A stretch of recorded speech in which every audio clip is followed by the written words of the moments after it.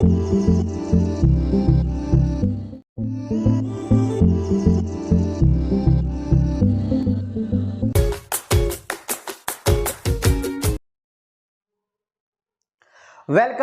All genius. तो आज हम जो लेकर आए हैं नीट का क्रैश कोर्स। जो भी बच्चे अभी जिन्होंने बोर्ड के एग्जाम्स खत्म किए हैं या जो खत्म करने वाले हैं, जिंदगी देखो आगे बढ़ती रहती है। एक लक्ष्य खत्म होता है तो दूसरा लक्ष्य शुरू होता है। तो कई लोगों ने कई प्रकार के अपने लक्ष्य चुने होंगे। अब मौका है कि अपने लक्ष्य की ओर आगे बढ़ने का या अपने लक्ष्य का रास्ता चुनने का।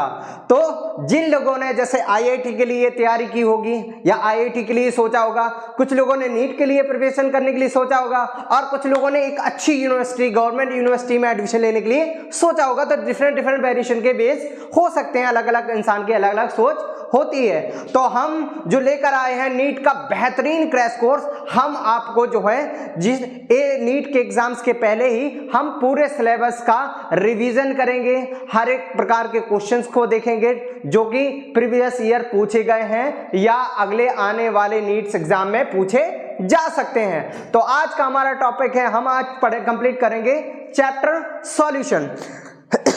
तो सबसे पहले हम देखते हैं सॉल्यूशन क्या होता है। तो हम सबसे पहले आपको बता दें, solution is the mixture of solute and solvent. Shortly बात यही है, अलग अलग किताबों में अलग अलग प्रकार की डेफिनेशन आपको देखने को मिलेगी और बहुत ही ज्यादा कंफ्यूजन क्रिएट करेगी, लेकिन सिंपल सी बात है यही है कि सॉल्यूशन क्या होता है। Solution is the mixture of solute and solvent.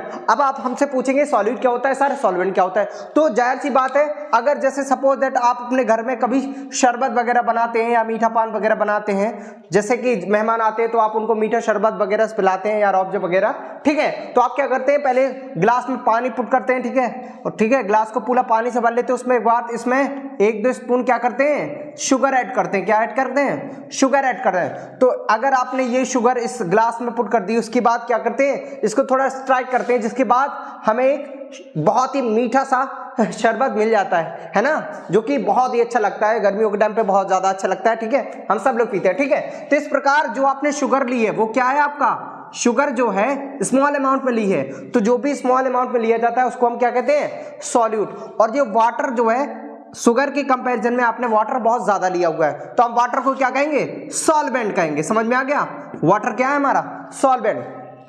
तो जो स्मॉल अमाउंट में लिया जाता है उसको क्या कहते हैं, सॉल्यूट, और जो मैक्सिमम अमाउंट में या लार्ज अमाउंट में लिया जाता है उसको हम क्या कहेंगे, सॉल्वेंट कहेंगे, सिंपल सी बात। और इसको दूसरी भाषा में ऐसा भी कह सकते हैं कि सॉल्यूट वो सब्सटेंस होता है जिसको सॉल्वेंट में घोला जाता है, या जिसको किसी भी चीज में जब घोला जाता है तो जिसको घोला जाता है वो क्या आता है, सॉल्यूट, जिसमें घोला जाता है वो क्या होता है, सॉल्वेंट। तो इस प्रकार से हमने हर तरीके से इसको समझ लिया, ठीक, खत्म करते हैं। अच्छा, एक और, हम जो सॉल्यूशन पढ़ते हैं, सॉल्यूशन 2 प्रकार के होते हैं, एक होता है होमोजीनियस, क्या होता है, एक होता है होमोजीनियस, दूसरा क्या होता है, हेटेरोजीनियस, ठीक है। एक होता है होमोजीनियस और एक होता है हेटेरोजीनियस, ठीक है।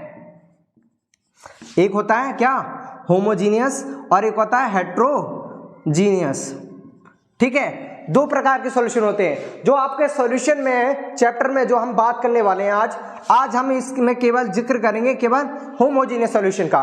किसका जिक्र करेंगे, होमोजीनियस। अच्छा, होमोजीनियस सॉल्यूशन क्या होता है कि समझे, इसका जो कंपोजिशन होता है यूनिफॉर्मली होता है। क्या होता है, यूनिफॉर्मली होता है। अच्छा, यूनिफॉर्मली डिस्ट्रीब्यूशन का मतलब क्या होता है,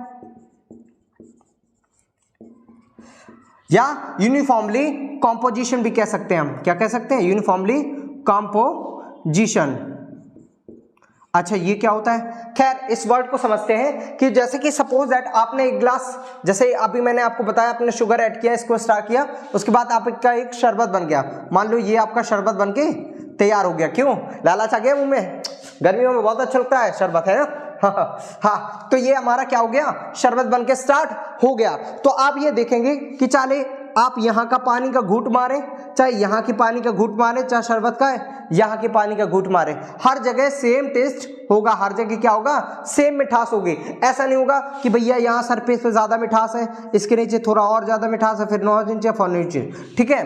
तो ऐसा नहीं कहेंगे। अब सर कुछ लोग इसमें कहने लगेंगे सर हमने तो देखा कि हमने 2-3 चम्मच शुगर डाली, उसके बाद उसको घोला नहीं पूरी तरीके से, जो है आपके नीचे जो है शुगर बची रही, तो मैंने देखा ये सुबह ऊपर का पानी मैंने पी लिया तो ये ज़्यादा मीठा था सर, नीचे शक्कर और घुली नहीं थी, वो शक्कर वहाँ पर बची हुई थी, वो भी शक्कर के साथ मैंने पानी पिया तो वो ज़्यादा मीठा हो गया। अरे भाई पहले तुम उसको कंप्लीट सॉल्यूशन बना तो लो, स्ट्राइक करने के बाद जब पूरी शुगर खत्म हो जाएगी या पूरी शुगर डिसॉल्व हो जाएगी, ठीक है, तब जाके वो एक कंप्लीट होमोजेनियस सॉल्यूशन बन जाएगा। और जब कंप्लीट होमोजेनियस सॉल्यूशन बन जाएगा यानी कि शुगर जो है पूर्ण तरीके से या संपूर्ण तरीके से डिसॉल्व हो जाएगी, तब जाके आप टेस्ट करेंगे। तो चाहे ऊपर का पानी पिए, चाहे नीचे यहाँ, चाहे जहां का पानी पीजिए, आपको टेस्ट सेम मिलेगा। सिंपल सी बात। तो इस प्रकार के सॉल्यूशन को हम क्या कहेंगे, होमोजेनियस सॉल्यूशन, और या इसी को हम कहते हैं यूनिफॉर्मली कंपोजिशन या यूनिफॉर्मली डिस्ट्रीब्यूशन। तो जो यहाँ पर जो पार्टिकल का डिस्ट्रीब्यूशन जो हुआ है वो यूनिफॉर्मली मतलब हर जगह सेम हुआ है। समझ में आ गया? Good, very good. अच्छा, इतना समझ लिया।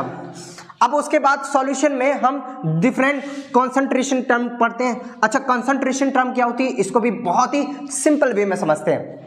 अच्छा, जैसे कि सपोज दैट तुमने कोई पेय पदार्थ बनाया, सपोज दैट तुम्हारी मम्मी बहुत अच्छी चाय बना लेती है, ठीक है, आपकी मम्मी क्या करती है, बहुत अच्छी चाय बना लेती है। तो अगर तुमको भी वो चाय बनाना सीखना है तो कहने की मम्मी तुमको बताएंगी कि भैया मैं क्या करती हूँ कि जो है क्या करती हूँ, एक केतली लेती हूँ, केतली में थोड़ा सा 1-2 गिलास पानी भरती हूँ, उसके बाद 1-2 चम्मच उसमें क्या करती हूँ, चाय की पत्ती डालती हूँ, 2 चम्मच उसमें शुगर ऐड करती हूँ, ठीक है। इस प्रकार से मम्मी आपको क्या बताएगी, एक रेसिपी बताएगी, एक प्रोसीजर बताएगी कि मैंने इतने अमाउंट में ये लिया हुआ है। मान लो तुम्हारी मम्मी ने बताई ये मेजरमेंट, मैंने 100 ग्राम इसमें क्या डाली, शुगर ऐड की है, ठीक है। मान लो मैंने 10 ग्राम इसमें क्या की है, चाय पत्ती डाली है। मानो मैंने इसमें 200 ml क्या लिया है, वाटर लिया है, ठीक। तो इस प्रकार से जो मेजरमेंट कर रही है आपकी माँ, जो बता रही है आपकी, तो ये मेजरमेंट के हिसाब से आप भी वो बना लोगे, ठीक है ना, समझ में आया। तो आपको अगर ये सॉल्यूशन प्रिपेयर करना है तो आपको रेसिपी पता होनी चाहिए। और रेसिपी किसने बताई, तो मैम आपकी मम्मी ने आपको बताया कि इसमें जो है 100 ग्राम आप क्या करो, शुगर ऐड करो, और 10 ग्राम आप उसमें चाय पत्ती डालो, उसके बाद 200 ml क्या डालो, वाटर डालो, और उसके बाद 10 ml उसमें क्या डालो, दूध डालो। तो शुगर डालो, चाय पत्ती डालो, और उसके बाद पानी डालो, और उसमें दूध डालो, तब जाके आपकी चाय बनके तैयार हो जाएगी। अगर सपोज दैट आपको भी मम्मी जैसी चाय बनानी है तो ठीक मम्मी ने जितने कॉम्पोजिशन बताई है, जितना कंसंट्रेशन बताया है, उतना ही अगर डालेंगे तो सॉल्यूशन आपका क्या बनेगा, सेम बनेगा। सिंपल सी बात। तो ये कैसे जान पाए आपको तो पहले मम्मी ही बना पाती थी, लेकिन मम्मी ने अपने जो है सामग्री बता दी कि कौन कितना डालना है, तो आपको पता भी चल गया और आप भी चाय बनाना सीख गए मम्मी की जैसे, ठीक है। तो ये कैसे हुआ कि मम्मी ने आपको बताया कि किसका कंपोजिशन कितना लेना है। मम्मी ने आपको बताया कि 100 ग्राम आप शुगर लेना, 10 ग्राम चाय पत्ती लेना, 200 ml पानी लेना, और 10 ml आप मिल्क लेना। तो इस प्रकार से मम्मी ने जो ये आपको कॉम्पोजिशन बताया या कौन सा अमाउंट में कितनी चीज लेनी है, यही क्या होती है, कंसंट्रेशन होती है। क्या होती है, कंसंट्रेशन। तो साइंटिस्ट भी जो लैब में कोई भी सॉल्यूशन बनाते हैं तो वो सॉल्यूशन कोई दूसरा कैसे बना पाए, तो आप वही इस प्रकार से वो इसी प्रकार से कंसंट्रेशन लिख जाते हैं ताकि दूसरा पढ़ के भी उस सॉल्यूशन को बना सके। समझ में आ गया। तो इस प्रकार से हम ये कंसंट्रेशन टर्म पढ़ते हैं किसमें, सॉल्यूशन चैप्टर में, ठीक है। सिंपल सी बात। Good good, very good. कोई ज्यादा टेंशन नहीं लेनी है, बहुत सिंपल वे में समझेंगे पूरा कॉन्सेप्ट और बहुत जल्दी याद हो जाएगा, ठीक है। जो पहली कंसंट्रेशन टर्म पढ़ेंगे हम, उसके बाद वो पढ़ेंगे जैसे कि मोल फ्रैक्शंस हो गया, क्या हो गया, मोल फ्रैक्शंस हो गया। नंबर 2 आप मोलरिटी लिख लीजिए, मोलरिटी लिख लीजिए। नंबर 3 आप मोलैलिटी लिख लीजिए, ठीक है। नंबर 4 आप नॉर्मेलिटी लिख लीजिए, नॉर्मेलिटी लिख लीजिए। नंबर 5 आप, ठीक है, चलो ठीक है, कुछ भी और भी लिख लो, मोल्स भी लिख लो आपको। नंबर ऑफ मोल्स क्या होते हैं, नंबर ऑफ मोल्स निकालना भी हम सीखेंगे इसी में, ठीक है। और उसके बाद परसेंटेज निकालना, जैसे कि सपोज दैट आपको 5th 6th नंबर में वॉल्यूम बाय वॉल्यूम परसेंटेज निकालना होगा। 7th आपको वॉल्यूम, अच्छा यहाँ पर सॉलिड बाय या mass by mass by volume percentage निकालना होगा। उसके बाद आपको मास बाय मास परसेंटेज भी निकालना दिखाएंगे, मास बाय मास परसेंटेज निकाल के देखेंगे। नंबर 9 अगर आपको पार्ट पर मिलियन भी सिखाएंगे, पार्ट पर मिलियन, ठीक है। तो इतनी सारी चीजें, ये सब क्या है, कंसंट्रेशन टर्म है, मतलब कौन सी चीज कितनी ली जाएगी और कितने का सॉल्यूशन बनना है, ये कंसंट्रेशन टर्म से मालूम होगा। सपोज दैट किसी साइंटिस्ट ने कोई सॉल्यूशन बनाया और उसने सब कुछ लिख के धर दिया, पूरी कंसंट्रेशन टर्म लिख ले कि कौन सी चीज आपको कितनी डालनी है कब डालनी है, ठीक है। तो आप क्या करेंगे, उसी किताब को निकालेंगे, आप कंसंट्रेशन टर्म पढ़ेंगे कि कौन किसको कितने अमाउंट में लिया गया, उसके बाद वैसे ही कंपोजिशन करेंगे, तब आपको जो है सेम वही सोल्यूशन बना पाएंगे जो कि साइंटिस्ट ने बनाया होगा। सिंपल बात, इसलिए हमको सारी कंसंट्रेशन टर्म पढ़नी पड़ती है, ठीक है। मोल फ्रैक्शन हो गया, मोलारिटी हो गया, नॉर्मलिटी हो गया, नॉर्मलिटी हो गया, नंबर ऑफ मोल्स हो गया, ठीक है, volume by volume percentage, mass by volume percentage, mass by mass percentage, और पार्ट पर मिलियन। पार्ट पर मिलियन का मतलब क्या होता है कि मिलियन पे कैलकुलेशन होगी। अभी आप परसेंटेज निकालते हो 100 पे, मिलियन पे कैसे निकालोगे, 10⁶ पे, बस इतना हो जाता है बस, और कोई ज्यादा मैथमेटिक्स नहीं है इसमें। सबसे समझ में आ गया, बिल्कुल बिल्कुल। अच्छा, नेक्स्ट टॉपिक, सबसे पहला टॉपिक लेते हैं मोल फ्रैक्शंस। क्या लेंगे, मोल फ्रैक्शन। तो मोल फ्रैक्शन से पहले हमको सबसे पहले दो चीजें आनी चाहिए, एक हमें ये बताना चाहिए मोल्स क्या होते हैं, और दूसरी चीज हमें ये क्या बताना चाहिए, नंबर ऑफ मोल्स कैसे निकालते हैं, ठीक है। उसके बाद फिर आएगा मोल फ्रैक्शन। तो मोल क्या होता है, जैसे हमने मोल लिख लिया, क्या लिख दिया, 1 मोल्स लिख दिया, तो 1 मोल्स का मतलब क्या होगा, तो मैं आपको बताता हूं, जिस प्रकार आप 1 सेंटीमीटर या 1 मीटर लिखते हैं, उसी प्रकार से मोल्स भी क्या है, एक यूनिट है, और एक मोल का मतलब होता है 6.022 × 10⁻23, कुछ भी हो सकता है, वो एटम्स भी हो सकते हैं, मॉलिक्यूल्स भी हो सकते हैं, कुछ भी, जो चीज मेजर करना चाहो, क्योंकि ये जो 1 मोल का मतलब होता है कि जो क्वांटिटी आप नाप रहे हो वो कितनी होगी। अगर 1 मोल वो क्वांटिटी है तो आपको क्या समझना है, उस क्वांटिटी का 6.022 × 10⁻⁻⁴ होगी वो, उसका अमाउंट, ठीक है। समझ में आ गया, गुड। तो मोल कुछ नहीं है, मोल एक क्या है, सिंपली एक यूनिट है, क्या है, यूनिट है, समझ में आ गया। अच्छा, अब उसके बाद नंबर ऑफ मोल्स कैसे निकालेंगे। अच्छा, नंबर ऑफ मोल्स कैसे निकालेंगे, देखो नंबर ऑफ मोल्स निकालना है हमको, नंबर ऑफ मोल्स निकालना है, ठीक है, नंबर ऑफ मोल्स। देखो सिंपल है कि हर एक लॉजिक को समझेंगे धीरे धीरे, ठीक है। और याद रखना कि पहले सिंपल देखेंगे क्वेश्चन, उसके बाद थोड़ा मिडिल क्वेश्चन, उसके बाद हार्ड क्वेश्चन, तो तीनों लेवल के क्वेश्चन हम देखेंगे, ठीक है, धीरे धीरे करके। पहले लेवल थोड़ा डाउन रखेंगे, फिर थोड़ा लेवल और बढ़ाएंगे, फिर बढ़ाते जाएंगे, धीरे धीरे सारे क्वेश्चन का लेवल बढ़ता चला जाएगा, इसलिए ध्यान से देखिएगा। समझ में आ गया, समझ में आ गया, गुड। नंबर ऑफ मोल्स का फॉर्मूला क्या होता है कि आपको गिवन मास, कोई भी कंपाउंड का जैसे मास दिया गया हो, क्या दिया गया हो, मास, और उसका मोलर मास, ठीक है। तो दो चीज रखनी है, ऊपर रखना है आपको जो मास दिया जाए फॉर्मूले क्वेश्चंस में वो, और दूसरा क्या होता है, मोलर मास। मोलर मास क्या होता है कि एक मॉलिक्यूलर का मास, एक मॉलिक्यूल का मास।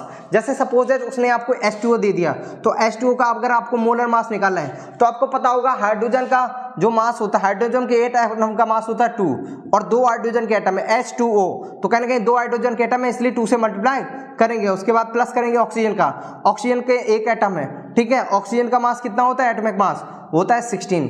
अब ये देखो एटॉमिक मास पुट कर दिया, अब उसके बाद इनको जोड़ने पर हमें क्या मिल जाएगा, पूरे मॉलिक्यूल का मास, मतलब एक एक एटम का मास अगर हम जोड़ देंगे तो कहने के हमें पूरे मॉलिक्यूल का मास मिल जाएगा। सबसे पहले हमें पता चलना चाहिए कि इस पूरे मॉलिक्यूल में कितने किसके एटम हैं। तो जैसे सपोज दैट आपने H2 मैंने लिखा था, तो इसमें हाइड्रोजन के कितने एटम है, 2 एटम है, ऑक्सीजन के कितने एटम है, 1 एटम। तो हाइड्रोजन के 1 एटम का मास क्या होता है, 1 होता है, ऑक्सीजन के 1 एटम का मास 16, तो इसका हो गया 2 और इसका हो गया क्या 16, और इस मॉलिक्यूल में दोनों चीजें हैं तो इन दोनों को प्लस कर देंगे तो क्या आ जाएगा 18 ग्राम, क्या आ गया आपका पूरा मोलर मास आ गया, क्या आ गया मोलर मास। तो इस प्रकार से आपको मोलर मास के ना नंबर ऑफ मोल्स निकल आएंगे। जब भी आप गिवन मास को मोलर मास से डिवाइड कर देंगे तो आपको क्या मिल जाएगा, नंबर ऑफ मोल्स मिल जाएंगे। समझ में आ गया, क्या मिल जाएगा, नंबर ऑफ मोल्स, ठीक है। एक छोटा सा क्वेश्चन इसमें भी देख लेते हैं, समझ में आ गया, छोटा सा क्वेश्चन देखते हैं।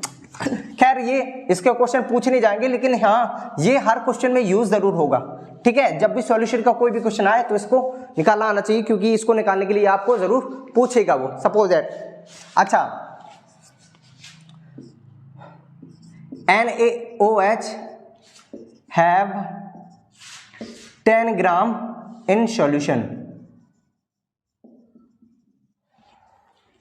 How many number of moles present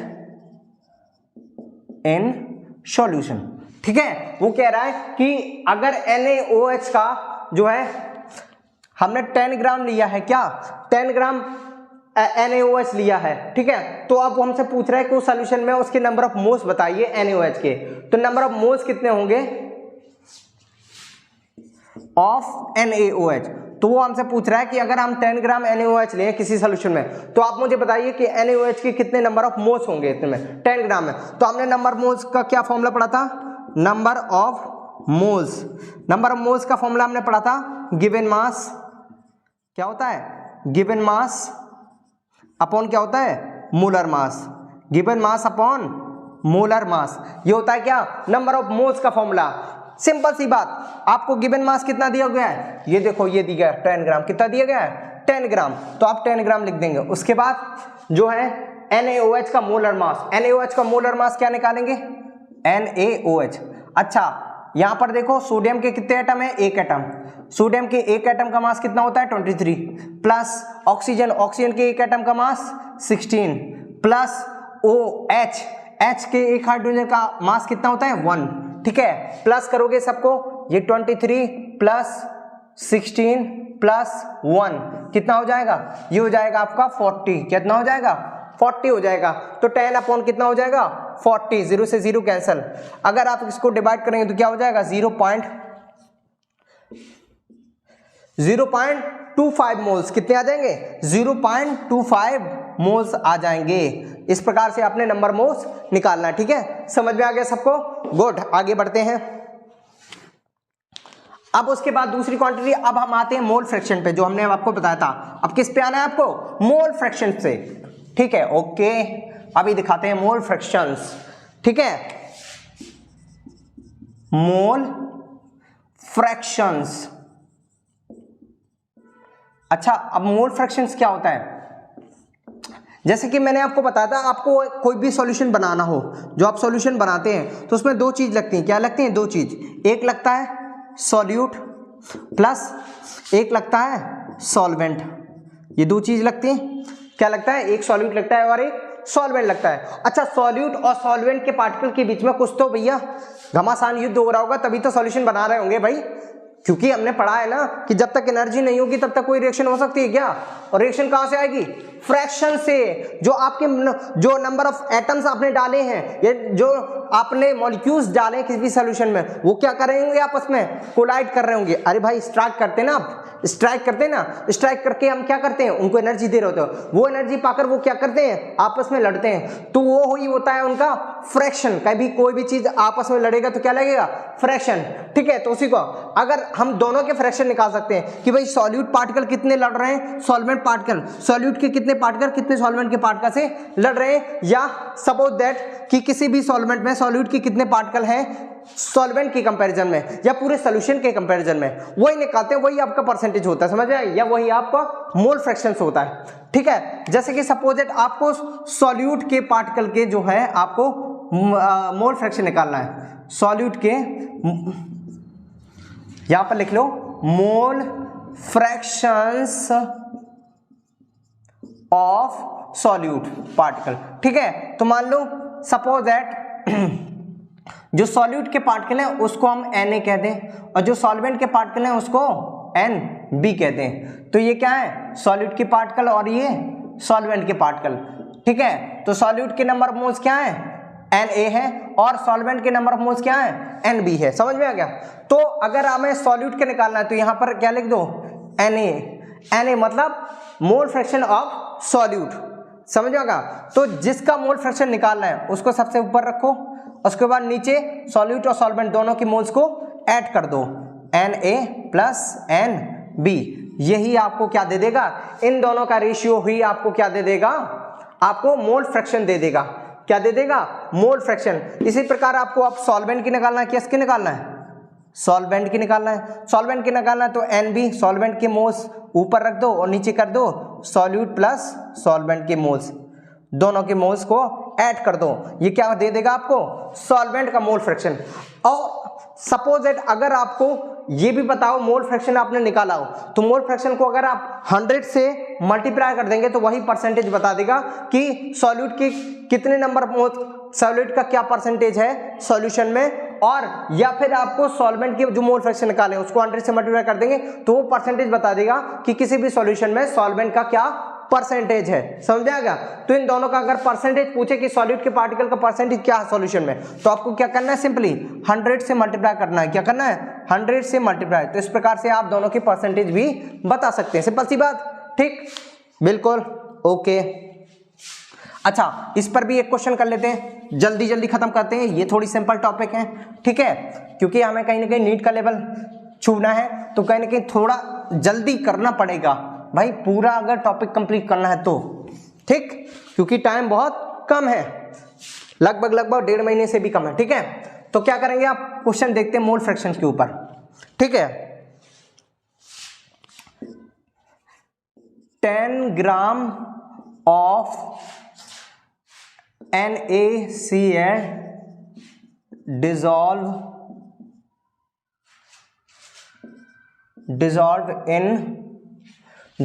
in 100 ml of water, ठीक है, 100 ml of water,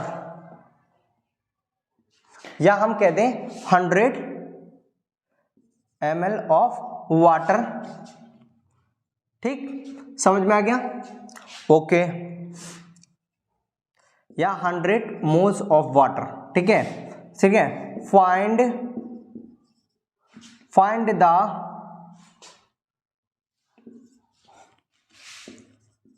mole fractions of solute and solvent, ठीक। वो कह रहा है कि 10 gram of NaCl dissolve in 100 moles of water, find the mole fraction of solute and solvent, and आप और सॉल्यूट सॉल्वेंट का परसेंटेज भी आपको फाइंड करना है, ये भी क्वेश्चन हो गया। चलो ठीक है, उसका मोल फ्रैक्शन तो निकालना है, उसका परसेंटेज भी निकालना है। तो देखो मैं बताता हूं कैसे निकलेगा, देखो सॉल्यूशन यहां पर डाल दें, ठीक। सबसे पहले आपको 10 ग्राम ऑफ NaCl दिया है, तो सबसे पहले NaCl के number of moles of NaCl, तो सबसे पहले NaCl की क्या निकाल लो, नंबर ऑफ मोल्स।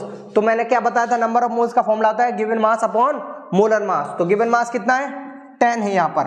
अच्छा, उसके बाद क्या देखो, उसके बाद मोलर मास, NaCl का मोलर मास क्या होगा, अच्छा NaCl, समझ में आ गया।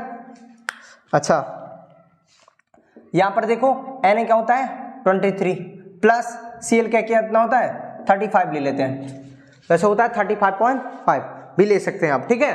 23 ले लिया, कितना आ गया, यह आ जाएगा 58 ग्राम, कितना आ गया 58 ग्राम, यहां पर क्या रख दो 58 ग्राम, इसको काटो 2 से काटो, 5 1 5, ये कितना आ जाएगा 2 और 1 90 29। अच्छा 29 से डिवाइड करोगे तो आपको क्या मिल जाएंगे, number of moles of NaCl, चलो डिवाइड कर ही लेते हैं, ठीक है। अच्छा डिवाइड करोगे तो जाएगा नहीं, ठीक है, पहली बार तो जाएगा नहीं, ठीक है, फिर क्या हो जाएगा 50, फिर कितने बार जाएगा 1 बार जाएगा, फिर हो जाएगा 1 बार जाएगा, फिर हो जाएगा 190, कितने बार जाएगा फिर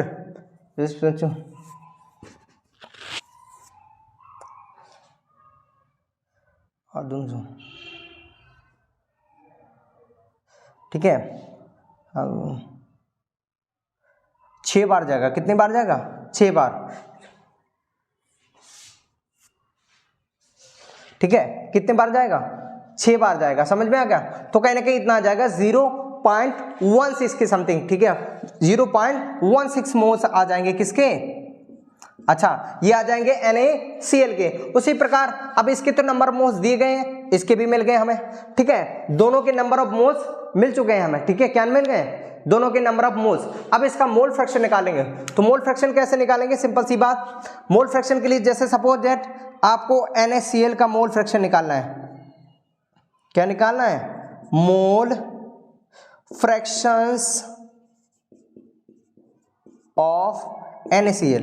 क्या करेंगे आप, मैंने क्या बताया था कि जिसके मोल फ्रैक्शन, तो NaCl के नंबर ऑफ मोल्स रखेंगे, क्या रहेंगे 0.16 आ जाएगा, अपॉन में दोनों के प्लस करेंगे 0.16 प्लस दूसरे के कितने दिए गए हैं 100, ठीक है 100, ये आ जाएगा कितना, अच्छा ये हो जाएगा 0.16 अपॉन 100.16, 0 से 0 कैंसल, इसको डिवाइड करेंगे तो आपको क्या मिल जाएगा, इसके मोल फ्रैक्शंस मिल जाएंगे। किसके मोल फ्रैक्शन मिल जाएंगे, NaCl के मोल फ्रैक्शन। और अगर इसका परसेंटेज निकालना हो तो आपको इसको क्या करना पड़ेगा, 100 से मल्टीप्लाई करना पड़ेगा, बस ये क्या दे देगा आपको मोल फ्रैक्शन, और उसके बाद 100 से मल्टीप्लाई कर देंगे तो परसेंटेज दे देगा कि नंबर ऑफ मोल्स, इसका परसेंटेज कितना है सॉल्यूशन में, पूरे सॉल्यूशन में जो है NaCl के मोल्स का क्या परसेंट है, ठीक है समझ में आएगा, इस प्रकार से करना है, ठीक ओके।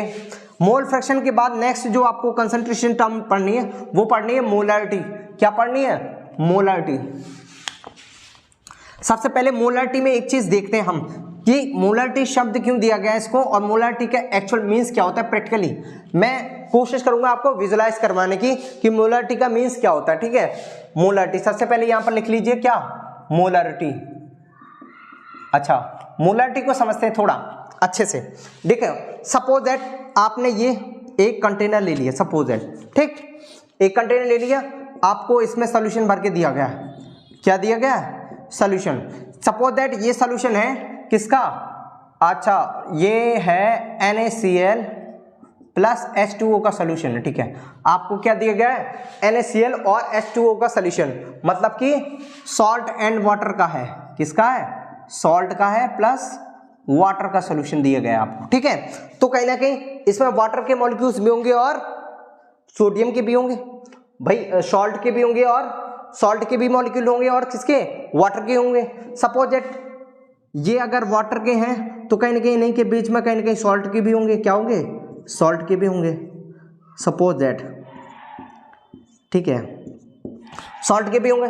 तो एक पर्टिकुलर वॉल्यूम में, जैसे कि पूरा सॉल्यूशन ये पूरा ग्लास का वॉल्यूम है, तो इसके कितने वॉल्यूम को जो है सॉल्यूशन ने ऑक्यूपाई किया है, केवल इतना वॉल्यूम, इतना वॉल्यूम, ठीक है, इतना वॉल्यूम क्या किया है इसने, सॉल्यूशन ने ऑक्यूपाई किया है।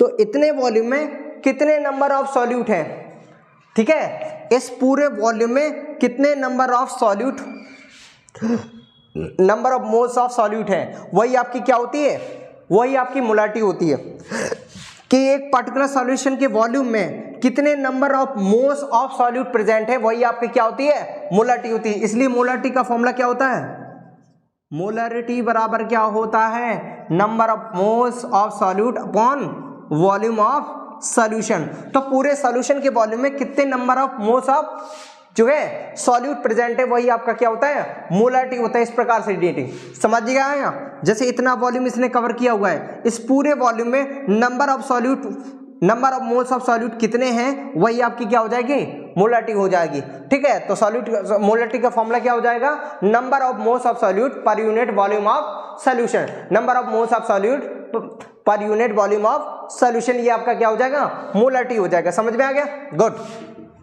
अच्छा इसको और एक्सटेंड कर सकते हैं, जैसे नंबर ऑफ मोल्स का फॉर्मूला हमने क्या बना है, given mass upon molar mass, ठीक है, समझ में आ गया, given mass upon molar mass, ठीक है। और जो वॉल्यूम ऑफ सॉल्यूशन क्या होता है, लीटर में होता है, किस में होता है, लीटर में होता है, ठीक, समझ में आ गया। तो यहाँ volume of solution in litre. अगर सपोज दैट ये ml में दिया हो, क्या दिया हो, ml में दिया हो, तो आपको क्या करना पड़ेगा, 1000 से डिवाइड करना पड़ेगा, क्योंकि लीटर में ही होना चाहिए। तो जैसे ही आप इसको डिवाइड करेंगे 1000 से, तो ये 1000 कहाँ जाएगा, ऊपर आ जाएगा। तो फॉर्मूला क्या बन जाएगा, V2, ये यानी कि ये क्या है, सॉल्यूट का मास, सॉल्यूट का गिवन मास, उसके बाद 1000 अपॉन क्या हो जाएगा, M2 यानी कि molar mass of solute into क्या हो जाएगा, volume of solution in ml, ठीक है। अगर ml में दिया हो तब ये फॉर्मूला लगाना, अगर सपोज लीटर में दिया हो तो फिर आपको 1000 से मल्टीप्लाई करने की कोई जरूरत नहीं पड़ेगी। ये आपका किसका फॉर्मूला आ गया, मोलारिटी का फॉर्मूला आ गया, क्या होगा, मोलारिटी का। अच्छा मोलारिटी को कैसे फाइंड करेंगे, देखो इसके ऊपर भी एक क्वेश्चन, छोटा सा क्वेश्चन देख लेते हैं, ठीक, इसके ऊपर भी एक छोटा सा क्वेश्चन देख लेते हैं, ठीक, ओके अभी देखते हैं। थोड़ा और क्लियर हो जाएगा इस क्वेश्चन से, क्योंकि जब तक बेटा आप क्वेश्चन सॉल्व नहीं करोगे तब तक आप किसी भी कॉन्सेप्ट को क्लियर नहीं कर सकते, आप चाहे जितना पढ़ लो, ठीक है। जब तक क्वेश्चन प्रैक्टिस नहीं करोगे तब तक उसको रियल फील नहीं कर पाओगे, ठीक है। जैसे कि सपोज दैट मेरे घर में मेहमान आया है, मेरे घर में क्या आ गए, मेहमान आ गए, समझ में आ गया। तो मुझे एक सोल्यूशन बनाना है, ठीक है। सपोज दैट मैंने क्या किया, उनके लिए नींबू पानी तैयार किया। क्या किया, नींबू पानी तैयार किया। तो मैंने ले लिया, अच्छा चलो 20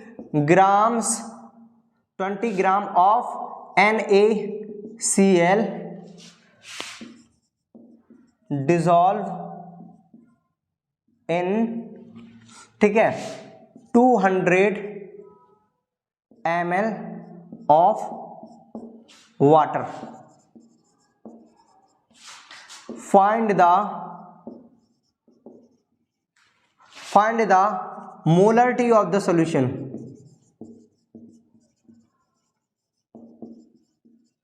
ठीक, समझ में आ गया। वो कह रहा है कि 20 gram of NaCl dissolve in 200 ml of water, find the molarity of the solution. यानी कि वो क्या ना कहना चाहता है, जैसे ही आपने ये गिलास लिया, इस गिलास में आपने 200 ml वाटर भर लिया। कितना भर लिया, 200 उसने ml वाटर भर लिया, ठीक है। 200 ml ऑफ वाटर उसने भर लिया, ठीक है, समझ में आ गया। अब उसके बाद वो कह रहा है कि इसमें 20 ग्राम उसने क्या डाला, NaCl डाला। क्या डाला, NaCl डाला, ठीक है। अब वो पूछ रहा है आपको मोलरिटी पूछ रहा है। क्या पूछ रहा है, मोलरिटी पूछ रहा है, समझ में आ गया। तो इस प्रकार से मोलरिटी बता देंगे। मोलरिटी बराबर हमने क्या पढ़ा था, मोलरिटी बराबर क्या होता है, ठीक है, number of moles of solute upon पर unit volume of solution in litre, ठीक है, number of moles of solute पर unit volume of solution in litre. समझ में आ गया, ये आपका क्या हो जाता है, मोलरिटी, ठीक है। अच्छा, सबसे पहले क्या निकालना है आपको, नंबर ऑफ मोल्स। अगर आप अलग अलग नहीं करना चाहते तो इसी फॉर्मूले को हमने एक्सपेंड रूप में भी पढ़ा था। क्या था, W2 upon M2 into 1000 upon volume of solution in ml। अच्छा, ml में ले रहे हैं इसलिए हमने 1000 से मल्टीप्लाई किया, ध्यान रखिएगा इस बात को, ठीक है, समझ में आ गया। अच्छा, इसमें देखिए W2 कितना हुआ है, 20 ग्राम दिया गया आपको, कितना, 20 ग्राम, अच्छा, इंटू 1000 ले लिया अपन ने। अच्छा, यहां पर देखो वॉल्यूम कितना दिया गया है, 200 ml, ठीक। उसके बाद वो कितना दिया गया, molar mass. Molar mass NaCl का क्या होता है, NaCl का मोलर मास, NaCl का मोलर मास, ठीक है, क्या होगा, 23 प्लस और 35, ठीक है, कितना हो जाएगा, 58, कितना हो जाएगा, 58 इंटू 58। अच्छा, इसको सॉल्व कर लेंगे तो आपको क्या मिल जाएगा, मोलरिटी ऑफ द सॉल्यूशन मिल जाएगा। क्या मिल जाएगा, मोलरिटी ऑफ द सॉल्यूशन। फिर बोल रहा हूं बेटा, मोलरिटी ऑफ सॉल्यूशन को ज्यादा मैजिकल नई चीज होती है। क्या होते हैं, आप जो सॉल्यूशन बनाते हैं तो उसमें सॉल्यूट के कितने पार्टिकल प्रेजेंट है पूरे वॉल्यूम में, जो सॉल्यूशन के पूरे वॉल्यूम में कितने number of solute, number of moles of solute present है, वही आपकी क्या होती है, मोलरिटी होती है। तो मोलरिटी एक ही चीज बताती है कि कितने वॉल्यूम में कितने number of moles of solute present है, सिंपल सी बात, गुड, ओके। अब दूसरी चीज जो हम पढ़ने वाले हैं वो क्या पढ़ने वाले हैं, मोलैलिटी। मोलैलिटी भी कहीं ना कहीं सेम होती है। क्या होती है, मोलैलिटी भी कहीं ना कहीं क्या होती है, सेम होती है। अच्छा, मोलैलिटी क्या होता है, हाँ ठीक है, क्या होता है, अब पढ़ना हमको मोलैलिटी। क्या पढ़ना है, मोलैलिटी। अच्छा, मोलैलिटी क्या होती है, ठीक है, मोलैलिटी कहती है number of moles of solute present पर unit volume, per unit mass of solvent.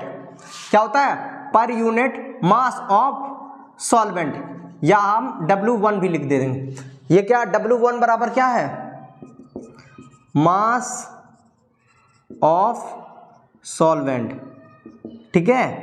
तो क्या हो जाता है, जिस प्रकार से मोलैलिटी थी, molality number of moles of solute present पर unit volume of solution in litre, उसी प्रकार से मोलैलिटी क्या होता है, number of moles of solute per unit mass of solvent in KG. क्या होगा, मास इन केजी। उसी प्रकार नंबर ऑफ मोल्स का फॉर्मूला क्या होता है, W2 यानी कि मास ऑफ सॉल्यूट, ठीक है, M2 मतलब molar mass of solute into V1 मतलब क्या हो जाएगा, मास ऑफ सॉल्वेंट इन, अगर ग्राम में दिया गया हो तो ग्राम में दिया गया हो तो इसको क्या करेंगे 1000 से डिवाइड करेंगे तो जैसे ही 1000 से डिवाइड करोगे ये ऊपर जाएगा, इससे मल्टीप्लाई हो जाएगा, तो फॉर्मूला क्या बन जाएगा, W2 into 1000 upon M2 into V1 N ग्राम। ठीक, ये किसका फॉर्मूला हो जाएगा, मोलैलिटी का। तो मोलैलिटी क्या कहती है भैया, मोलैलिटी ये कहती है कि number of moles of solute present per unit mass of solvent in KG. ठीक, तो ये क्या होती है, मोलैलिटी होती है। ठीक है, अच्छा इसका भी एक क्वेश्चन बहुत बेहतरीन क्वेश्चन है, इसका भी एक बहुत बेहतरीन क्वेश्चन है, थोड़ा सा सिंपल है। ठीक है, अच्छा अभी हम सिंपल पढ़ा रहे हैं, फिर उसके बाद थोड़ा लेवल धीरे धीरे बढ़ता जाएगा तो समझ में आता जाएगा। एकदम से लेवल बढ़ा देंगे तो समझ में नहीं आएगा, क्योंकि जब भी आप सीढ़ी चढ़ते हो तो एक एक करके सीढ़ी चढ़ते हो, ऐसे नहीं कूद के सीधे ऊपर चले गए, हाँ हम हनुमान या शक्तिमान बन गए या कृष्ण 3 बन गए, ऐसा नहीं होता। ठीक है, अच्छा सपोज दैट आपको क्या दिया, सपोज दैट अच्छा 5 gram of NaOH present in 100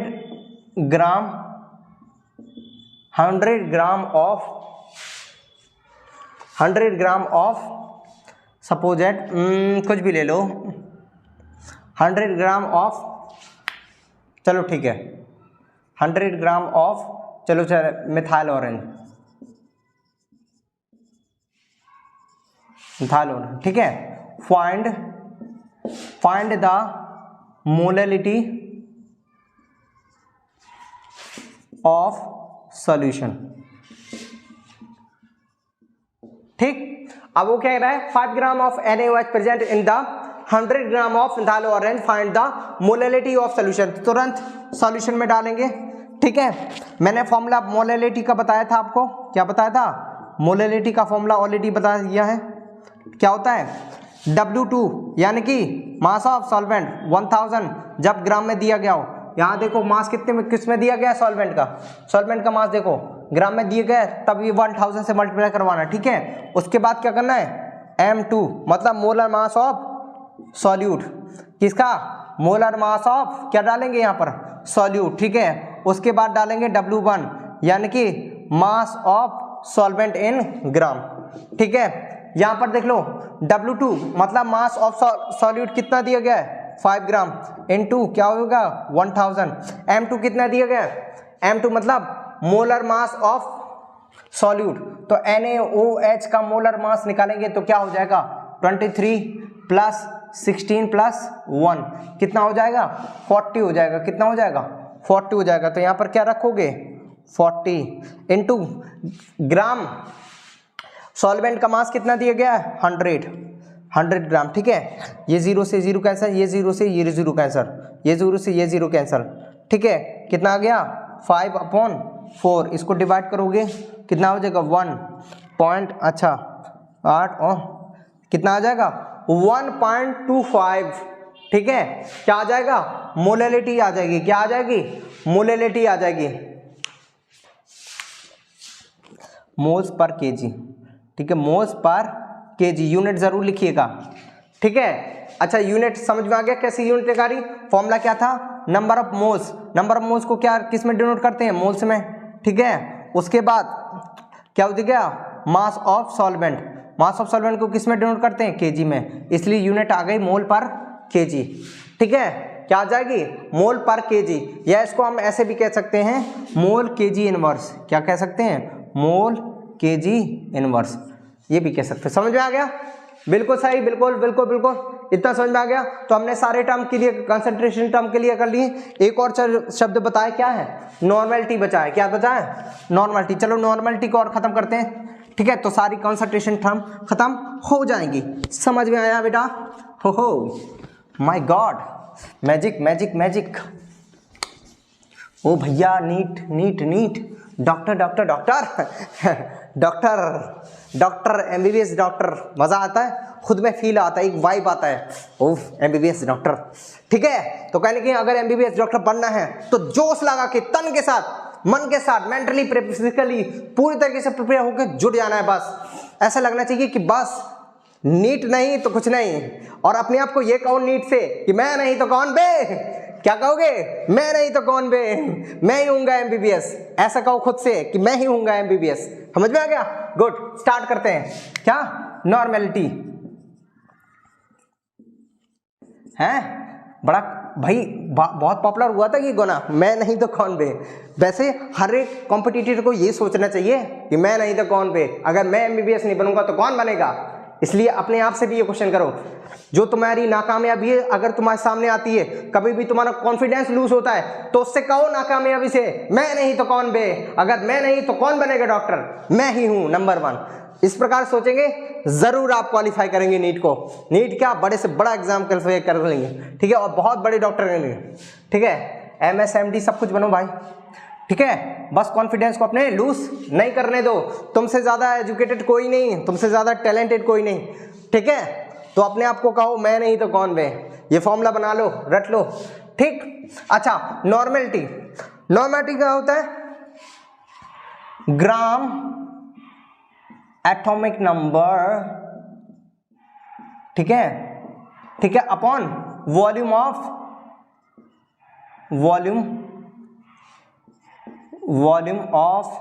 solution N क्या हो जाए, लीटर। अच्छा, नॉर्मेलिटी में क्या था, number of moles of solute पर unit volume of solution in litre. Normality में क्या होता है, ग्राम एटॉमिक नंबर, ठीक है, क्या होता है, ग्राम एटॉमिक नंबर पर unit volume of solution in litre हो जाता है, बस इतना होता है। अच्छा, उसे एक बार नंबर ऑफ मोल्स का फॉर्मूला जो पढ़ा था हमने, नंबर ऑफ मोल्स का फॉर्मूला हमने क्या बताया था आपको, क्या बताया था, गिवन मास था, गिवन मास अपॉन क्या होता था, मोलर मास, ठीक है। ये क्या था आपका, नंबर ऑफ मोल्स का फॉर्मूला था, किसका, नंबर ऑफ मोल्स का फॉर्मूला था। उसी पर ग्राम एटॉमिक नंबर का निकालेंगे, अगर क्या निकालेंगे, ग्राम एटॉमिक नंबर, ठीक है, ग्राम एटॉमिक नंबर, ये क्या होता है। अच्छा, इसमें भी आपको क्या करना पड़ता है, ठीक है। उसके बाद इसमें भी दिया जाता है गिवन मास अपॉन, अच्छा वहां पर क्या दिया था, मोलर मास, वहां पर क्या दिया गया था, मोलर मास। यहां पर क्या आ जाता है, इक्विवेलेंट मास, क्या आ जाता है, इक्विवेलेंट मास। अच्छा, वहां पर आया था given mass upon molar mass, यहां पर आया given mass upon equivalent mass, ठीक है। अच्छा, अब एक ही चीज, मोलर मास तो आपने निकालना सीख लिया था कि मोलर मास क्या होता है, एक मॉलिक्यूल का मास। अच्छा, इक्विवेलेंट मास क्या होता है, तो इक्विवेलेंट मास कुछ नहीं होता है, यहां पर डाल लो फॉर्मूला इसका, किसका, इक्विवेलेंट मास का फॉर्मूला डाल लो, किसका, इक्विवेलेंट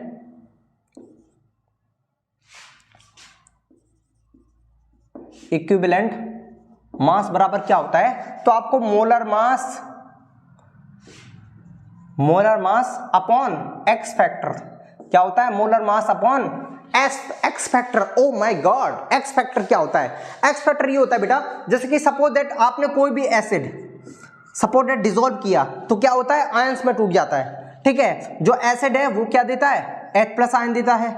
उसी प्रकार अगर आप बेस डालेंगे, क्या डालेंगे, बेस दे जाएंगे, तो क्या दे देता है, अधिकतर लास्ट में बेस देता है OH माइनस, क्या देता है, OH माइनस। अगर आप सॉल्ट डालेंगे, मान लो NaCl डाला, NaCl क्या देता है, पॉजिटिव और नेगेटिव आयन, ठीक है, सपोज में आ गया। तो जब आपको एसिड दिया जाए तो आपको नंबर ऑफ H+ कितना दे रहा है, वो सॉल्यूशन की कंडीशन में, जब वो आयंस फॉर्म में ब्रेक हो रहा है, तब वो कितने नंबर ऑफ H+ आयन दे रहा है, वही आपका क्या हो जाएगा, एक्स फैक्टर हो जाएगा, क्या हो जाएगा, एक्स फैक्टर हो जाएगा, ठीक है। अगर सपोज दैट आपको बेस दिया गया हो, तो आपको ये देखना है नंबर ऑफ OH- आयन कितने दे रहा है, नंबर ऑफ OH- आयन जो होंगे वही आपका एक्स फैक्टर की वैल्यू होगी। समझ आ गया। उसी प्रकार अगर आपको सॉल्ट दिया जाए तो आपको नंबर ऑफ कैटायन ढूंढना है, क्या होता है, नंबर ऑफ कैटायन। तो जितने नंबर ऑफ कैटायन दे रहा है वही आपकी क्या होती है, एक्स फैक्टर की वैल्यू, ठीक है। तो कहीं ना कहीं मोलर मास को फिर ये एक्स फैक्टर से डिवाइड कर देंगे, तो आपको क्या आ जाएगा, इक्विवेलेंट मास आ जाएगा।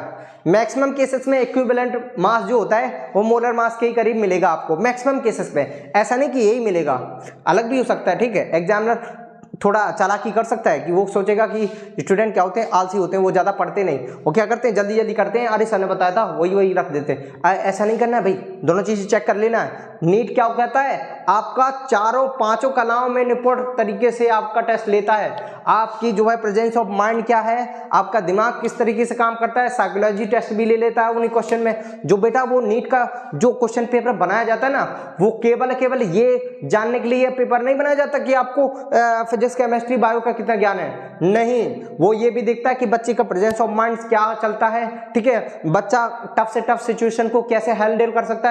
क्योंकि बेटा जब तुम एग्जाम दे रहे होते नीट का, तो आधे बच्चों के ऊपर इतना प्रेशर रहता है, इतना डर जाते हैं वो उन 3 घंटों में, क्योंकि कहीं ना कहीं समय की भी पाबंदी होती है, उस प्रकार से वहाँ माहौल इतना हो जाता है तो हार्ट बीट बढ़ने लगती है। तो उस सिचुएशन को कैसे हैंडल करते हो, उस समय तुम्हारा दिमाग कैसे काम करता है, ये सारी परीक्षाएं होती है नीट के एग्जाम में।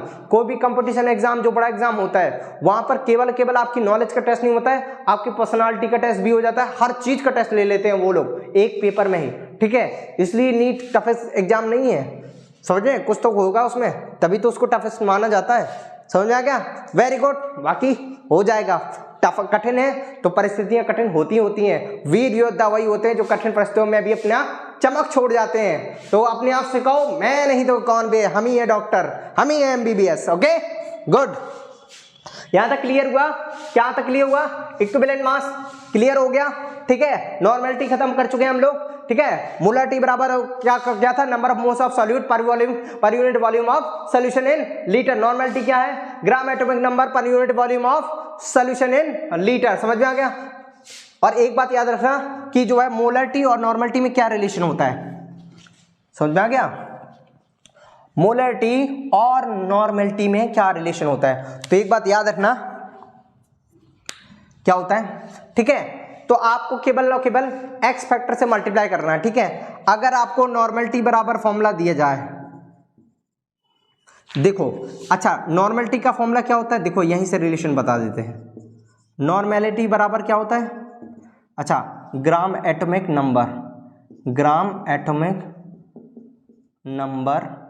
ठीक है, और volume of solution in litre. अच्छा ये क्या होता है, अच्छा मोलरिटी क्या होती है, मोलरिटी क्या होती है, number of moles upon volume of solution in litre, ठीक। अच्छा कहीं ना कहीं देखो ये जो होता है नंबर, ग्राम एटॉमिक नंबर और नंबर ऑफ मोल्स डिफरेंट कहाँ होता है, ठीक है। ग्राम एटॉमिक नंबर का अगर आप पुट करेंगे वैल्यू, तो ग्राम एटॉमिक नंबर क्या होता है, गिवन मास मतलब W2, ठीक है, अपॉन क्या होता है, मोलर मास क्या होता है, M2 हो जाता है इनटू, ठीक है, अपॉन में क्या हो जाता है, वॉल्यूम हो जाता है, ठीक। अच्छा इसका क्या होता है, इसका भी देखो गिवन मास ऑफ सॉल्यूट हो जाता है, ठीक है। नीचे क्या आता है, ग्राम एटॉमिक मास मतलब कैपिटल G लिख दो, ठीक है, gram atomic mass into V हो जाता है। सेम चल रही है अभी कहानी। अब इसके बाद इसका क्या होता है, gram atomic mass given mass upon gram atomic mass, ठीक है, क्या हो जाता है, ग्राम। तो मतलब अगर आप और इस ग्राम एटॉमिक मास को निकालेंगे तो ग्राम एटॉमिक मास पर आप क्या होता है, molar mass upon x factor. तो कहने की दिक्कत किसकी आ रही, एक्स फैक्टर की। तो यहां पर क्या कर रख दो, M2 अपॉन एक्स फैक्टर, ठीक है, क्या आ जाएगा, एक्स फैक्टर। तो कहीं ना कहीं ये जो पूरा फॉर्मूला है ये तो किसका है, मोलरिटी का फॉर्मूला है, किसका है, मोलरिटी का फॉर्मूला है, ठीक है। केवल एक्स फैक्टर इसका आ जाता है। तो नॉर्मेलिटी बराबर मतलब n बराबर क्या हो जाता है कि मोलरिटी जो होती है आपकी उसको मल्टीप्लाई करते हो किससे, एक्स फैक्टर से। ये आपका रिलेशन होता है मोलरिटी और नॉर्मेलिटी में। किसमें फॉर्मूला होता है, किसमें रिलेशन बताया हमने, मोलरिटी और नॉर्मेलिटी में। तो आप यहां पर लिख लीजिए, इस पे क्वेश्चन पूछता है नीट, बहुत इंपॉर्टेंट जरूर है, इस पर क्वेश्चन आया भी है और इस बार भी पूछ सकता है। यहां पर डालो रिलेशन बिटवीन, ठीक है, नॉर्मेलिटी एंड मोलरिटी। क्या होता है, मोलरिटी, ठीक है, क्या होता है, नॉर्मेलिटी बराबर क्या होता है, एक्स फैक्टर इनटू मोलरिटी। तो मोलरिटी को आप मल्टीप्लाई कर देंगे किससे, एक्स फैक्टर से, तो वो आपको क्या दे देगा, नॉर्मेलिटी दे देगा। क्या दे देगा, नॉर्मेलिटी। तो इस प्रकार से आपको इतना बड़ा फॉर्मूला देने की जरूरत की कोई जरूरत नहीं है। जैसे कि आपको क्वेश्चन में सपोज दैट आपको मोलरिटी दे रखा है, क्या देखा का मोलारिटी दे रखा है, तो आपको केवल एक्स फैक्टर निकालना और एक्स फैक्टर को मल्टीप्लाई कर देना किससे, मोलारिटी से, तो आपको क्या मिल जाएगी, नॉर्मलिटी का फॉर्मूला मिल जाएगा या नॉर्मलिटी आपको, ठीक है, प्राप्त हो जाएगी। समझ में आ गया, गुड, वेरी गुड। अब उसके बाद जो नेक्स्ट कंसंट्रेशन टर्म हम पढ़ चुके हैं। अच्छा, एक परसेंटेज निकालना और थोड़ा बाकी रह गया। क्या रह गया, थोड़ा परसेंटेज निकालना और बाकी रह गया। परसेंटेज निकाला, सपोज दैट आपको पहले निकालना है वॉल्यूम बाय वॉल्यूम परसेंटेज, तो आपको क्या रखना है, ठीक है, volume of solute upon volume of solution कर दो इनटू 100 से मल्टीप्लाई। ये क्या आपको क्या मिल जाएगा, आपको वॉल्यूम बाय वॉल्यूम परसेंटेज मिल जाएगा। अब आपको मास बाय वॉल्यूम निकालना है। क्या निकालना है, मास बाय वॉल्यूम परसेंटेज निकालना है। क्या करोगे आप, तो मास ऑफ सॉल्यूट अपॉन, ठीक है, वॉल्यूम ऑफ सॉल्यूशन इनटू 100, ये आपको दे देगा क्या, मास बाय वॉल्यूम परसेंटेज दे देगा। अब उसके बाद मास बाय मास परसेंटेज निकालना है, मास बाय मास परसेंटेज निकालना है आपको। ये क्या करना पड़ेगा आपको करना पड़ेगा mass of solute upon mass of solution into 100। ये क्या देगा आपको, मास बाय वॉल्यूम परसेंटेज। अगर आपको सपोर्टेड पार्ट पर मिलियन निकालना है,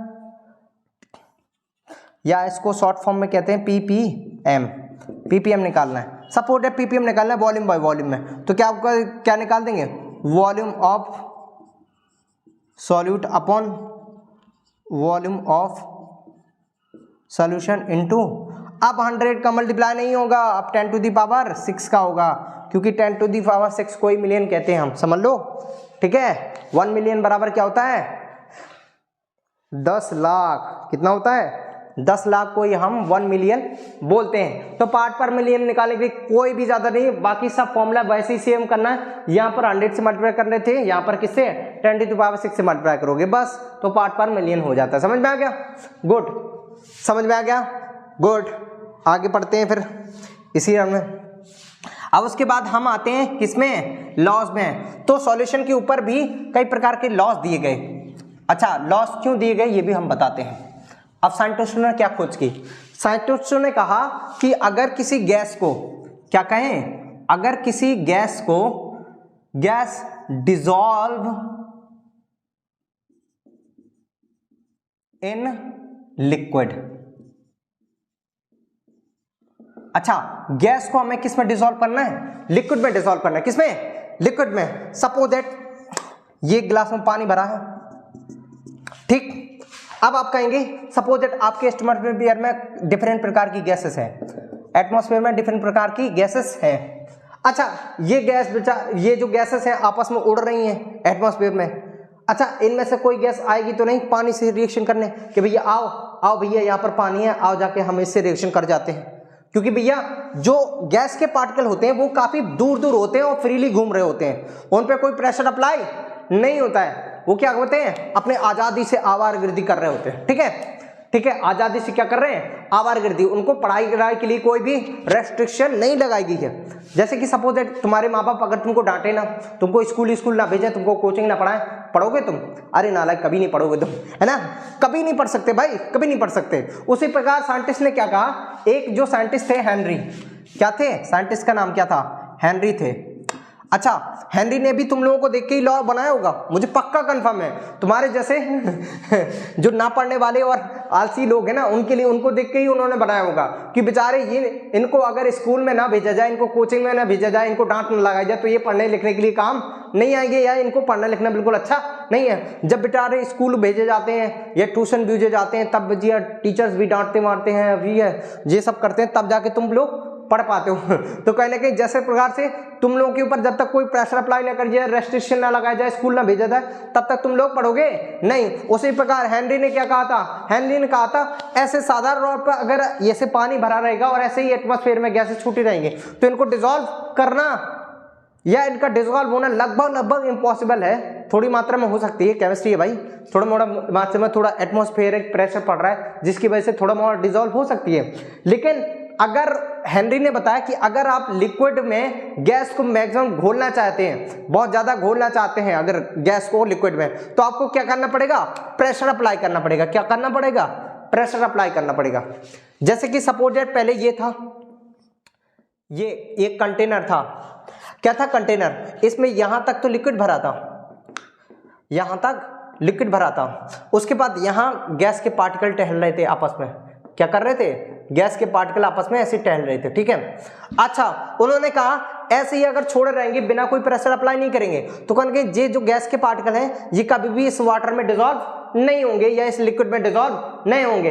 तो कहने कहीं अगर हेनरी कह रहा था कि अगर इसको डिसॉल्व करना है तो आप ऊपर से क्या करो, इनमें प्रेशर अप्लाई करना करो। जैसे ही आप प्रेशर अप्लाई करोगे, मान लो ये पिस्टन यहां था पहले इनिशियली, अच्छा दूसरी बार में देखो पिस्टन कहां ले आए हम, दबा दबा के प्रेशर अप्लाई करके इसको कहां ले आए, देखो सपोज दैट यहां तक लिक्विड भरा है भाई, ठीक है। ये पिस्टन इनिशियली यहां था, अब ये पिस्टन कहां गया, यहां तक आ गया पिस्टन, ठीक है। अब जो गैस के पार्टिकल थोड़ी दूर दूर थे वो क्या करे, थोड़ी पास पास आ गए, क्या गए, पास पास आ गए,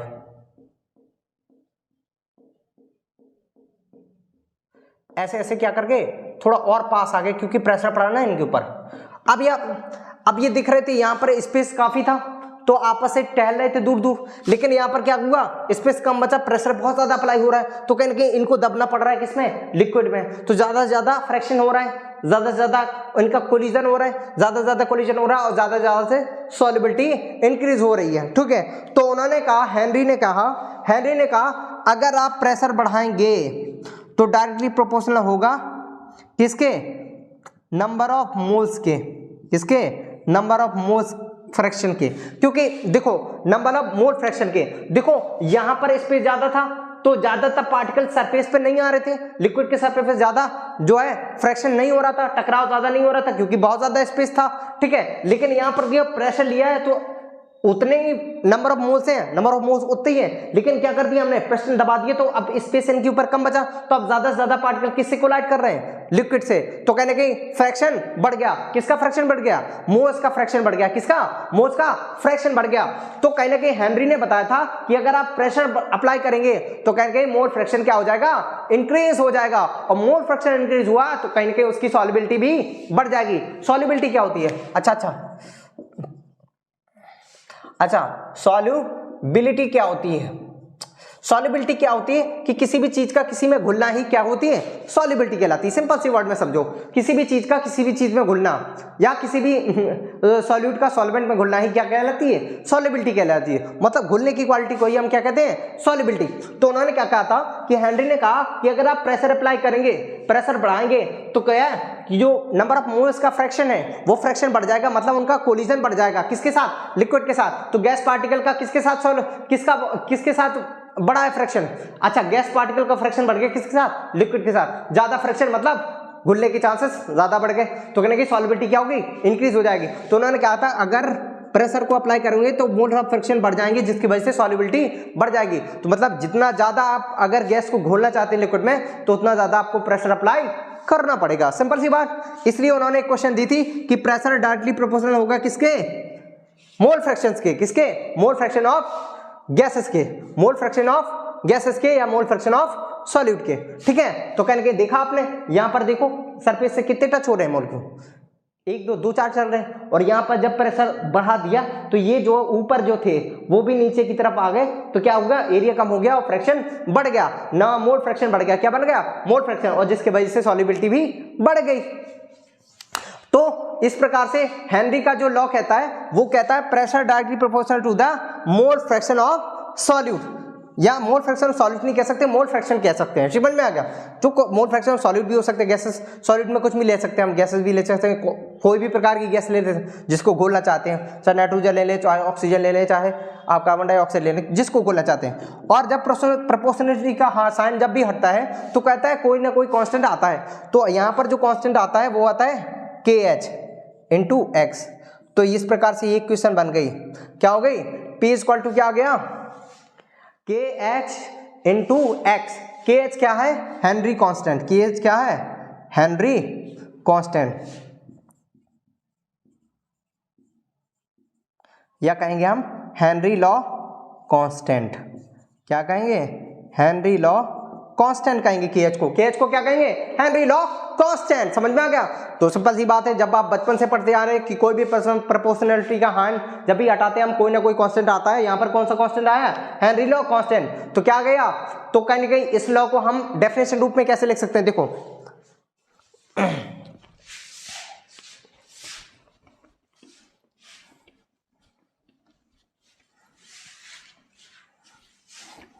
अच्छा, इसको डेफिनेशन, इसको लॉ को कैसे स्टेट कर सकते हैं?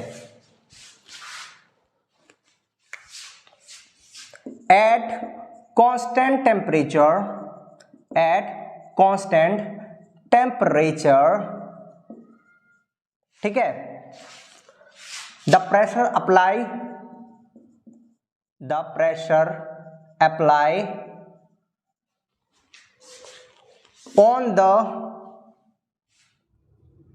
on the gas is directly proportional to the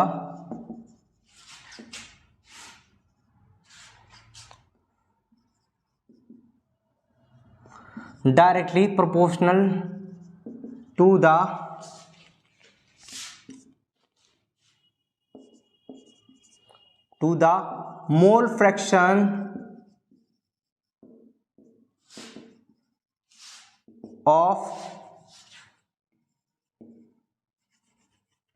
fraction of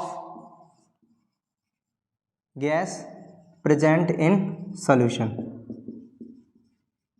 ठीक है, समझ में आ गया? तो कहीं ना कहीं क्या लिखेंगे? At constant temperature the pressure apply on the gas is directly proportional to the mole fraction of the gases present in solution. समझ में आ गया? तो इस प्रकार से हम इसको कहते थे, ये क्या कहते हैं? हेनरी लॉ कहता है। अच्छा, एक चीज और देखिए, अगर सपोज दैट ये जो इक्वेशन अगर ऐसे लिखी हुई है, P बराबर के एच इंटू एक्स, ठीक है, अगर सपोज दैट के को हम इस के एच को हम इस तरफ भेजें और प्रेशर को अगर कांस्टेंट रखें, प्रेशर को क्या रखें? कांस्टेंट रखें, ठीक है, प्रेशर को कांस्टेंट रखें, तो के एच क्या है? इनवर्सली प्रोपोर्शनल है किसके? मोल फ्रैक्शन के। क्या है? अगर प्रेशर को कांस्टेंट रखा जाए, प्रेशर की वैल्यू चेंज नहीं कर रहे हैं, तो कहीं ना कहीं के एच देख लिए, के एच किसके इनवर्सली प्रोपोर्शनल है? एक्स के, मोल फ्रैक्शन के। तो कहीं ना कहीं अगर जिसकी के एच यानी कि हेनरी लॉ कांस्टेंट की वैल्यू अगर ज्यादा होगी तो उसकी सॉल्युबिलिटी क्या होगी? कम होगी। क्या होगी? सॉल्युबिलिटी। तो याद रखना ये रिलेशन नीट में पूछा जाता है, इसके ऊपर क्वेश्चन, ठीक है। तो के एच क्या होता है? इनवर्सली प्रोपोर्शनल होता है किसके? मोल फ्रैक्शन के। तो अगर के एच की वैल्यू ज्यादा, के एच की वैल्यू क्या है? अगर ज्यादा है तो सॉल्युबिलिटी क्या होगी?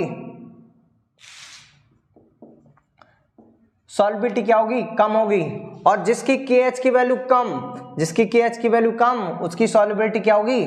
ज्यादा होगी। तो अलग अलग गैसेस के हिसाब से उसकी KH की वैल्यू अलग अलग होती है। हर एक गैस की KH की वैल्यू अलग अलग होती है, मतलब हेनरी लॉ कांस्टेंट की वैल्यू हर एक गैसेस के लिए अलग अलग होती है। क्या होती है? हेनरी लॉ कांस्टेंट की वैल्यू हर एक गैसेस के लिए, मतलब नेचर ऑफ गैसेस पे डिपेंड करती है KH की वैल्यू। किस पे? नेचर ऑफ गैसेस के ऊपर डिपेंड करेगी KH की वैल्यू, मतलब हेनरी लॉ कांस्टेंट की वैल्यू जो है नेचर ऑफ गैसेस पे डिपेंड करेगी। इसी प्रकार हम देखते हैं कि जो है कुछ गैसेस जो है लिक्विड में आसानी से डिसॉल्व हो जाती हैं और कुछ जो है आसानी से डिसॉल्व नहीं होती हैं। जैसे कि सपोज हीलियम गैस है, हीलियम गैस लिक्विड में डिसॉल्व इतनी जल्दी नहीं होती है, लेकिन आप कार्बन डाइऑक्साइड को देखते हैं तो कार्बन डाइऑक्साइड डिसॉल्व हो जाती है। समझ में आ गया? क्योंकि कार्बन डाइऑक्साइड का जो है केएच वैल्यू या हेनरी लॉ कांस्टेंट की वैल्यू कम होती है, इसलिए वो डिसॉल्व हो जाती है थोड़ी आसानी से। लेकिन जो है हीलियम की जो है केएच की वैल्यू जो है वो बहुत ज्यादा होती है, इसकी उसकी सॉल्युबिलिटी बहुत कम होती है लिक्विड में। समझ में आ गया? तो जिसकी केएच की वैल्यू ज्यादा होगी उसकी सॉल्युबिलिटी उतनी कम होगी लिक्विड में, ठीक है, और जिसकी जो है केएच की वैल्यू कम होगी उसकी सॉल्युबिलिटी उतनी ज्यादा होगी किसमें? लिक्विड में। समझ में आ गया? गुड। अच्छा, इतना समझ में आ गया पूरे क्वेश्चन का। अच्छा, एक चीज और, सॉल्युबिलिटी अगर टेम्परेचर बढ़ाओगे तो सॉल्युबिलिटी क्या होगी? इंक्रीज होगी। क्या होगी? सॉल्युबिलिटी क्या होगी? इंक्रीज होगी। तो टेम्परेचर बढ़ाने पे सॉल्युबिलिटी क्या होती है? इंक्रीज होती है। जैसे कि सपोज दैट आप देखते हैं कि खाने में जो मम्मी खाना ना बनाती हैं तो सब्जी क्या होती है? गर्म होती है, तो उसमें वो जो खड़ा नमक आता है ना, अब तो पिसा नमक आने लगा है, पहले खड़ा नमक आता था, वो सब्जी में डाला जाता था, तो वो भी डिजोल्व हो जाता है। क्यों डिजोल्व हो जाता है? क्योंकि हम लगातार गैस से जो है टेम्परेचर दे रहे हैं, और टेम्परेचर बढ़ने के कारण उसकी सॉल्युबिलिटी इंक्रीज हो जाती है, इसलिए वो पत्थर सा जो नमक भी है वो भी घुल जाता था उसमें, ठीक है, सब्जी में। समझ में आ गया? Good good, okay. तो इस प्रकार से हमने किसको खत्म किया? हेनरी लॉ को। उम्मीद है आप सबको समझ में आ गया होगा। अच्छा, थोड़ा एप्लीकेशन और देख लेते हैं। खैर एप्लीकेशन कभी पूछेगा नहीं नीट में, फिर भी जानकारी के लिए बताए दे रहे हैं आपको, ठीक है, फिर भी जानकारी के लिए क्या कर रहे हैं, बताए दे रहे हैं आपको, ठीक है, एक बार माइंड में जरूर रखिए। लेकिन अगर कोई क्लास 12th का भूला भटका देखे तो उसके लिए बता दे रहे हैं कि एप्लीकेशन भी इसके इंपॉर्टेंट होते हैं, उसके लिए इंपॉर्टेंट है बोर्ड के हिसाब से, नीट के हिसाब से इतने इंपॉर्टेंट नहीं है, ठीक है। एप्लीकेशंस ऑफ हेनरी लॉ, ठीक है, इसके एप्लीकेशन भी हमको बता देने। पहला,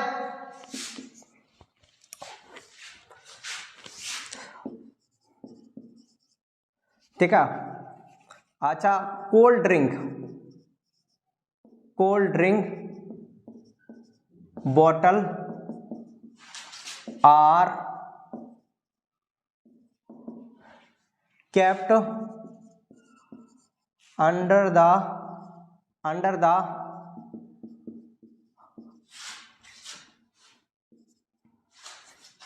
high pressure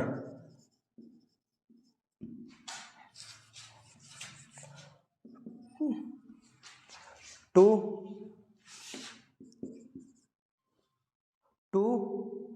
increase solubility of CO2 in liquid। तो इसमें अब सोडा वाटर भी लिख सकते हैं आप, सोडा वाटर, ठीक है।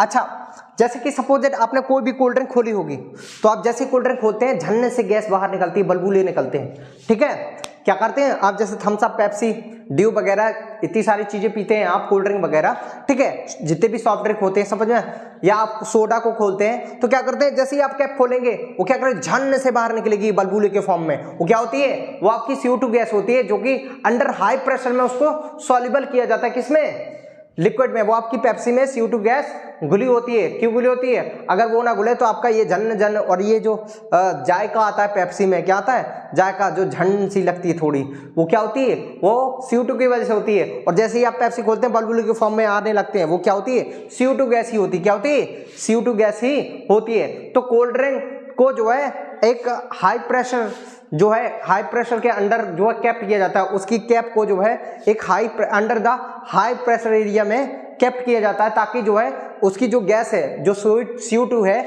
वो घुल सके उस पेप्सी में, किसमें, उस पेप्सी में या उस सोडा वाटर में जो है डिजॉल्व हो सके, ठीक है। दूसरा क्या एप्लीकेशन होता है, स्कूबा डाइवर। अच्छा, स्कूबा डाइवर्स कौन होते हैं,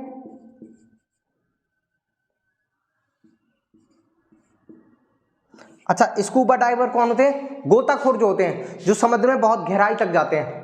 देखो एक बात बताएं बेटा, जब भी हम पानी के नीचे जाते हैं, हम लोग जो नॉर्मली तालाबों में, कुओं में, नदियों में नहाते हैं, वो मुश्किल से मुश्किल 10 मीटर की गहराई तक या 20 मीटर की गहराई तक ही जाते हैं। लेकिन जो स्कूबा डाइवर्स होते हैं, ठीक है, जो जंपिंग की जाती है समुद्र के अंदर, तो कहने की वो जो है 50 मीटर या 100 मीटर तक ही चले जाते हैं। तो जैसे ही आप 100 मीटर तक जाएंगे तो आपको ऐसा लगेगा, जैसे 10 मीटर में तो कुछ फील नहीं होता है, लेकिन जब आप 100 मीटर तक जाएंगे अंदर पानी के अंदर, तो आपको ऐसा लगेगा आपके ऊपर जो पानी की लेयर होगी 100 मीटर वाली, वो ऐसा लगेगा कि जैसे आपके ऊपर पूरा भार रखा हो, आप दबे जा रहा हो उसके नीचे।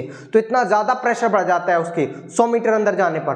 तो अगर जैसे ही प्रेशर बढ़ेगा, तो अगर वो सिलेंडर तो लिए होते हैं ना ऑक्सीजन के, तो ऑक्सीजन से उसी से सांस ले रहे होते हैं सिलेंडर से, क्या होता है, मास्क लगा होता है, उस मास्क के सारे उसको ऑक्सीजन दे रहे होते हैं, वो ऑक्सीजन ले लेके वो जिंदा रहता है पानी के अंदर, वहां कहां से सांस ले पाएगा, नहीं तो समझ में आएगा। तो जैसे वो लेगा तो उसके अंदर ऑक्सीजन भरी होगी, प्रेशर बढ़ेगा, तो हमने पढ़ा है जैसे ही प्रेशर बढ़ता है क्या होता है, सॉल्युबिलिटी बढ़ जाती है गैसेस की लिक्विड में। तो वो जो सिलेंडर ले गया है, तो उसके अंदर जो जितनी सारी गैसेस होंगी, या हमारी बॉडी के अंदर जो नाइट्रोजन गैस होती है या और सारी गैस होती हैं, वो भी क्या होती है, उतने प्रेशर में वो भी हमारे ब्लड के साथ डिसॉल्व हो जाती हैं। क्या हो जाती हैं, वो भी डिसॉल्व हो जाती हैं ब्लड में। अगर वो डिजॉल्व हो जाएंगे चलो ठीक है, चलो डिजॉल्व हो गए वो तो खतरा नहीं है तो ज़्यादा, लेकिन जैसे ही वो ऊपर आएगा प्रेशर डिक्रीज होगा तो जितनी वो गैसेज डिजॉल्व हुई है उस प्रेशर में जाने पर वो सारी गैसेज क्या होगी, फिर क्या करेंगी, उससे बलबुले के फॉर्म में जो है ब्लड से बाहर आनी स्टार्ट हो जाएंगी। और जैसे ही ब्लड से बाहर आने स्टार्ट हुई वो बलबुले फॉर्म हुए और वो बलबुले ही क्या कर देंगे,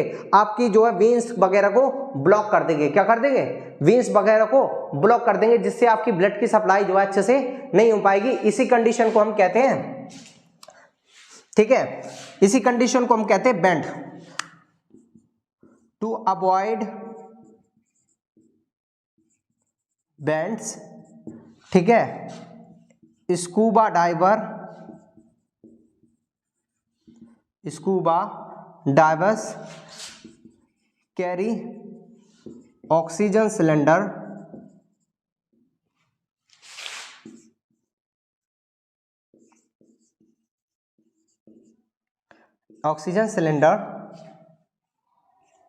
या हम कहते हैं oxygen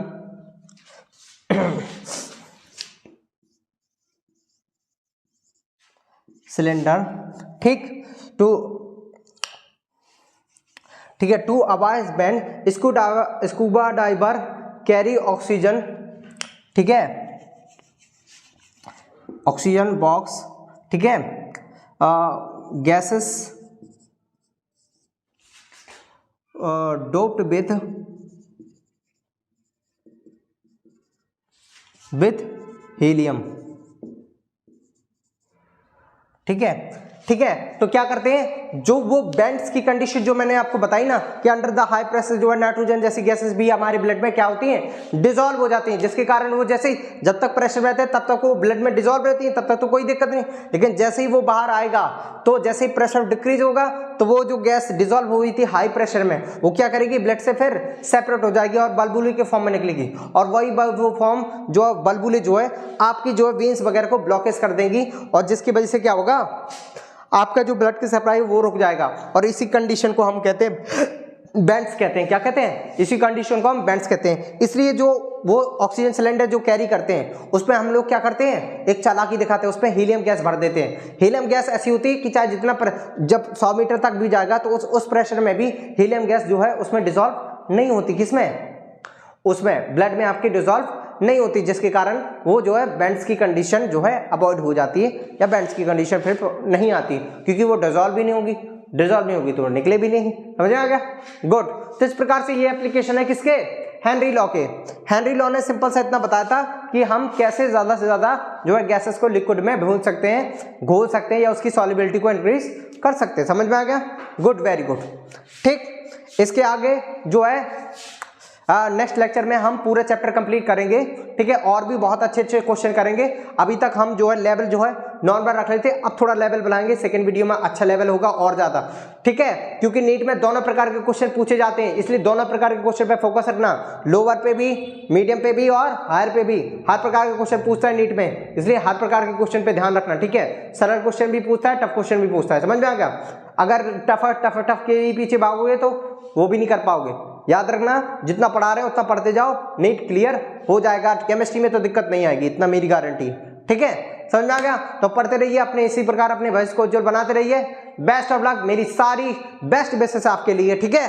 thank you so much.